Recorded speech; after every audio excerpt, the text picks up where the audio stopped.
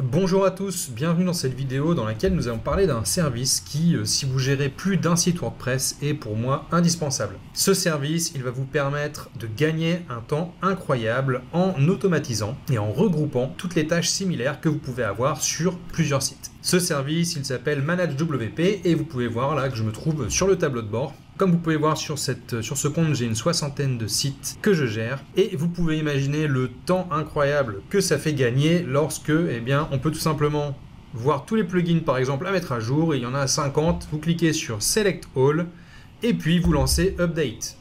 Voilà, c'est à ça que sert ManageWP. Vous pouvez gérer aussi vos spams. Donc là par exemple, je vais enlever tous les spams sur ces différents sites en cliquant sur Optimize.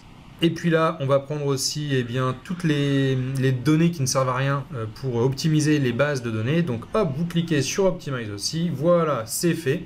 Bref, vous avez un petit aperçu de ce à quoi ça va servir. Et dans cette vidéo, je vais vous montrer un petit peu comment ajouter un site, comment l'utiliser sur votre site et surtout quelles sont les différentes choses que vous pouvez faire avec ce service.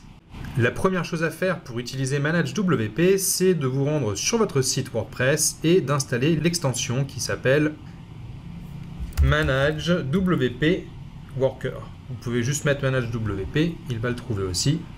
Je vais installer le plugin sur le site. Voilà, maintenant je l'active. Vous allez voir qu'il va mettre un petit bandeau. Alors, je vais rafraîchir pour voir le petit bandeau en question. Bon, on ne le voit pas, c'est pas très grave. Normalement, il y a un bandeau qui vous dit qu'il ne vous reste plus qu'à ajouter votre site sur managewp.com. Donc pour cela, vous allez ici sur ce bouton et puis vous cliquez sur Add Website. Ici, il s'agit du site de l'association pour laquelle, de lequel je m'occupe. Donc ici, vous entrez le mot de passe. Donc voilà, l'identifiant avec lequel vous vous connectez à l'admin de WordPress. En partant du principe, bien sûr, que vous êtes l'admin de ce site ou en tout cas que vous avez les privilèges d'admin. Donc le mot de passe et puis vous cliquez sur Add Website. Et là, en théorie, la connexion va être établie entre le site de managewp.com et votre installation WordPress. Et vous allez pouvoir voir s'afficher les différentes informations qui concernent ce dernier. Voilà, vous pouvez voir que ça a bien été ajouté. On va maintenant cliquer sur Go to Website Dashboard. Ici, si vous voulez faire une petite mise à jour, on va regarder, voir un petit peu actualiser les différents services qui existent. Bon, et visiblement tout est synchronisé, donc il n'y a pas de souci. Et ensuite, vous voyez ces différentes choses ici, donc les backups. Ça, c'est un truc qui est très utile. Ça va faire des sauvegardes à la fois de votre base de données et des fichiers de votre serveur FTP. Donc, dans la version gratuite, qui est celle-ci, voilà, je vais cliquer sur Activer.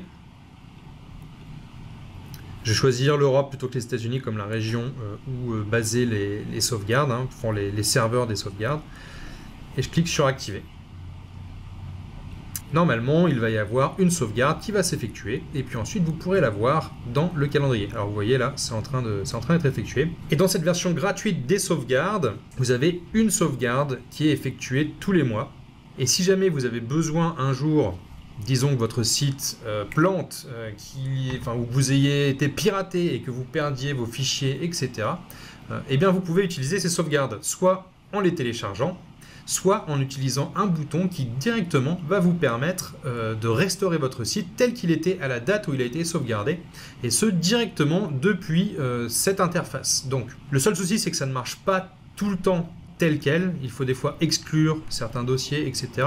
Mais je sais que personnellement, je l'ai déjà utilisé pas mal de fois et ça m'a déjà sauvé la mise. Donc vraiment, activez cette version gratuite. Si vous n'utilisez pas, aucun souci. Et si jamais vous avez besoin un jour d'utiliser une de vos sauvegardes, il vous suffira d'activer l'option payante, que vous pouvez voir ici, qui est à 1,40 $ par mois. Et là, vous pourrez faire les choses dont je vous parlais avant, télécharger les dossiers et restaurer la version du site. Donc ça, c'est un truc très important. Ensuite, vous pouvez gérer vos plugins. Donc, vous pouvez déjà les désinstaller, par exemple, si vous n'en avez plus besoin. Voilà, Deactivate and Delete. Et puis, vous pouvez aussi en installer d'autres. Vous voyez, ici, on a un Add Plugin. Et là, cela va vous donner les différents plugins qui sont sur WordPress.com. Et vous pouvez les choisir et les installer directement. Donc, c'est pratique. Une autre chose que vous pouvez faire, c'est utiliser ces plugins que vous avez mis en étoile, c'est-à-dire que vous avez mémorisé.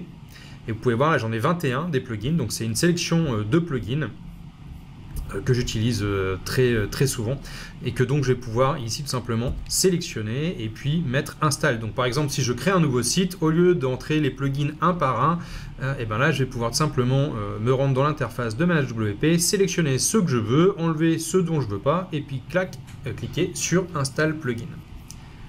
Vous pouvez aussi gérer vos thèmes, vous pouvez éventuellement aussi gérer les utilisateurs depuis cette interface. Enfin vous avez des options payantes. Par exemple, ici, vous avez le Link Monitor, ce qui va vous permettre de détecter les liens morts sur votre site. Bon, il y a des plugins gratuits qui font ça aussi, un Broken Link Checker. D'ailleurs, j'en profite pour vous dire que j'ai un article dédié aux 20 meilleurs plugins WordPress, donc vous pourrez le retrouver sur mon blog. Je mettrai un lien dans la description de cette vidéo si ça vous intéresse. Donc, ça, Broken Link Checker fait la même chose. Au niveau de la sécurité, vous pouvez aussi faire un check-up de sécurité. Donc, gratuitement, ici, vous avez le Activate Security Check. Ici, je vais mettre ça en gratuit. Et en fait, ce que ça va faire, alors là, je vais cliquer sur Run Security Check. Et là, ce que ça va faire, c'est que ça va faire un test de sécurité de votre site et vous dire s'il y a des problèmes. Si vous voulez upgrader cette option, eh bien, cela va faire un monitoring en direct de votre site et vous prévenir dès qu'il y a un souci. Et ça coûte 70 cents par mois. Donc là, bon, il n'y a pas de souci, c'est génial. Ensuite, vous avez les performances. Donc là, c'est pareil. Vous allez pouvoir activer le checking de performance ou la vérification de performance pour dire ça correctement en français. Et puis faire une première performance. Alors voyons, ce n'est pas moi qui ai géré ça pour ce site, mais voyons quel est le résultat de l'optimisation au niveau de la vitesse. Encore une fois, si vous faites l'upgrade, là vous allez avoir un service qui va faire du monitoring en direct et vous prévenir dès qu'une baisse de performance, une baisse de la vitesse de votre site ou de votre serveur est détectée par ManageWP. Donc ça peut être utile éventuellement dans certains cas. Et on est à note de C 73-67, ce qui est pas mauvais. Par contre, on voit qu'il y a effectivement des choses qu'on pourrait améliorer. Et vous avez PageSpeed de Google, Wiselo et Timeline. Ok. Bref, alors passons maintenant au Uptime Monitor. Le Uptime Monitor, là par contre, c'est quelque chose qu'il faut payer.